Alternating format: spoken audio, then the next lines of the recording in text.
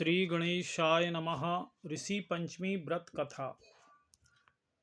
भाद्रपद माह के शुक्ल पक्ष की पंचमी को ये व्रत किया जाता है, जिसे हम ऋषि पंचमी व्रत के नाम से जानते हैं। कथा प्रारंभ होती है। राजा सुतस ने कहा कि हे पितामह, मुझे ऐसा व्रत बतलाइए जिससे समस्त पापों का नाश हो जाए। तब ब्रह्मा जी ने कहा, राजन, मैं तुम्हें ये व्रत बताता हूँ जिससे समस्त पाप विनाश को प्राप्त होते हैं। ये ऋषि पंचमी का व्रत है, जिसके करने से नारी जाति के तमाम पाप दूर होकर के वह पुण्य की भागी होती है। इसके लिए मैं तुमसे एक पुरातन कथा कहता हूँ, जिसे सावधानी पूर्वक आप श्रवण करें। विदर्भ देश में उत्तंक नाम के एक सदाचारी ब्राह्मण निवास करते थे। उनकी पतिव्रता नारी सुशीला से एक पुत्री और एक पुत्र का जन्म होता है। पुत्र सुभीक्षण ने वेदों का संयोपांग अध्ययन किया और कन्या का समय अनुसार एक ब्राह्मण कुल में विवाह हो गया। पर विधि के विधान को कोई मेटने वाला नहीं है। होता क्या है कि वो कन्या विधवा हो जाती है, तो अपने सतुत्व की रक्षा के लिए पिता के घर में ही वह कन्या रहने लगी। पर एक दिवस की बात है कि कन्या एक शिलाखंड पर शयन कर रही थी। होता क्या है कि रात भर में उस कन्या के सारे शरीर में कीड़े पड़ गए। सुबह जब कुछ शिष्यों ने उस कन्या को अचानक इस दशा में देखा, तो माता सुशीला से निवेदन किया, माता, गुरुपुत्री के दुख को देखिए। गुरु पत्नी ने जाकर के अपने पुत्री की ये दशा देखा तो बहुत ही कष्ट हुआ। नाना तरह से विलाप करने लगी माता और पुत्री को उठा करके ब्राह्मण के पास लाई। ब्राह्मण भी पुत्री की दशा को देख करके बहुत ही दुख को प्राप्त हुए।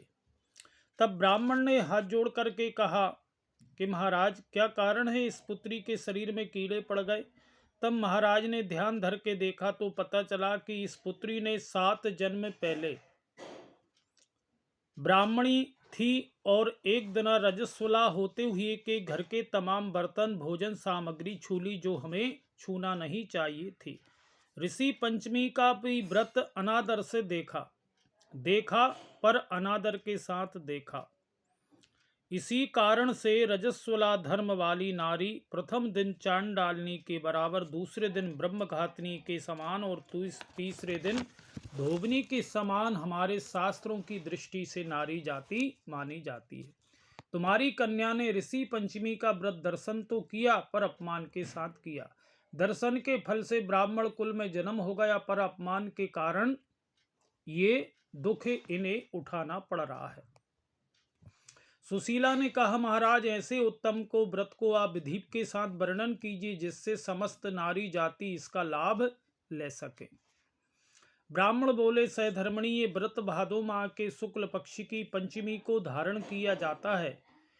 पवित्र नदी या जलाशय में जाकर के व्रत को धारण करे। सायंकाल सप्त ऋषियों का विधि विधान के साथ में पूजन करना चाहिए। भूमि को गौ माता के गोबर से शुद्ध लीप करके अष्टदल कमल बना करके नीचे लिखे सप्त ऋषियों की स्थापना करके प्रार्थना करना चाहिए। सप्त ऋषियों के नाम महर्षि कश्यप, अत्रि, भरद्वाज, विश्वामित्र, गौतम, जमदग्नि, वशिष्ठ महर्षियों की स्थापना करके आचमन, स्नान, चंदन, फूल, धूप, दीप, नैवेद्य आदि से हमें व्रत की पूजन पाठ करना चाहिए। सफलता की कामना भी करना चाहिए। ये व्रत के करके इसका उद्यापन भी हमें करवाना चाहिए। उद्यापन की विधि है कि ऋषि पंचमी की एक दिन पहले चतुर्थी के दिन एक बार भोजन करें, फिर शाम को भोजन अपने नहीं करना चाहिए।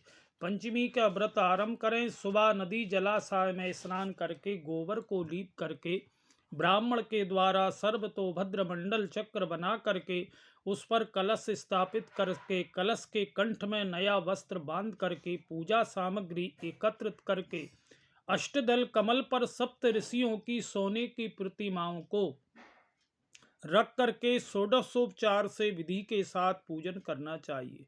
रात्रि को पुराण का श्रवण करें। फिर सुबह ब्राह्मणों को भोजन दान दक्षिणा दे करके हमें संतुष्ट करना चाहिए। इस प्रकार इस व्रत का उद्यापन कर से नारी सुंदर रूप लावण्य को प्राप्त होकर के, सौभाग्यपति होकर के, धन पुत्रों से संतुष्ट होकर के उत्तम गति को नारी जाति प्राप्त होती है। द्वितीय कथा भी श्रवण करें। ये कथा भविष्य पुराण से ली गई है। एक बार महाराज कृष्ण से महाराज युधिष्ठिर ने कहा कि वह कौन सी पंचमी है जिसके करने से नारी जाति दोष से मुक्त होकर के पुण्य को प्राप्त करती है। आप मुझे संक्षेप में कथा श्रवण कराइए। तब भगवान ने कृष्ण जी ने कहा, राजन, भाद्रपद माह के शुक्ल पक्ष की पंचमी को हम ऋषि पंचमी के व्रत से नाम से जानते हैं। नारी रजस्वला से मुक्त होती है, क्योंकि जब इंद्र ने वृत्रासुर को मारा था तो ब्रह्म हत्या का इंद्र पे पाप लगा। तो इंद्र ने उस हत्या को बचने के लिए ब्रह्म हत्या का एक भाग नारी के रज में स्थापित कर दिया, दूसरा नदी के फेन में, तीसरा भाग पर्वतों में और चौथा भाग अग्नि की जो प्रथम ज्वाला रहती है उसमें। तो इसको हमें त्यागना चाहिए। इससे हर जाति नारी रजस्वला होने कर प्रथम दिन चांद डालने की, दूसरे दिन ब्रह्म घातनी और तीसरे दिन धोबनी की तरह दोषी हमारे शास्त्रों की दृष्टि से मानी जाती है। उससे उस दिन जो भी वस्तु छूने से वह वस्तु अपवित्र होकर के उस नारी को दोष लगता है। इस ऋषि पंचमी का व्रत करने से ये दोष मुक्त होकर के नारी पवित्रता को प्राप्त होती है। हे राजन, विदर्भ देश में एक स्योंजित नाम का राजा था। वह उसी राज में एक सुमित्र नाम का विद्वान ब्राह्मण था। उसकी पत्नी का नाम जयश्री था। एक दिन वह रसोई घर में रजस्वला धर्म को प्राप्त हो गई और वह समय अनुसार भोजन आदि वस्तु छूती रही। इस प्रकार समय पाकर के दोनों पति पत्नी की मृत्यु हो गई। मरने पर जो ब्राह्मणी थी उसे कुतिया का जन्म लेना पड़ा और जो ब्राह्मण देवता थे उन्हें बैल की योनि प्राप्ति हुई। योग संयोग से दोनों का जो दूसरा जन्म होता है वो अपने बेटा के घर में ही होता है। एक दिन पितृपक्ष में ब्राह्मण कुल ने अपने पिता को श्राद्ध तिथि में विधि के साथ ब्राह्मणों का भोज रखा और अपनी पत्नी को आज्ञा दी कि स्वादिष्ट पकवान, खीर, पूड़ी आदि बना करके तैयार करें। आज पिता की श्राद्ध है और अपने घर में ब्राह्मणों का भोजन करवाएंगे। पर होता क्या है कि एक सांप ने उस खीर में जहर उगल दिया और ये वो जो कुतिया थी, ब्राह्मणी योनि में कुतिया की प्राप्त हो गई थी, वो देख रही थी। उसने सोचा कि ये खीर अगर ब्राह्मण देवता पाएंगे तो सारे ब्राह्मण देवताओं की मृत्यु हो जाएगी और इसका जो पाप है मेरे बेटा को लगेगा, ब्रह्म हत्या का पाप। इसी वजह से उस कुतिया ने जानबूझ करके उस खीर को जुटाल दी।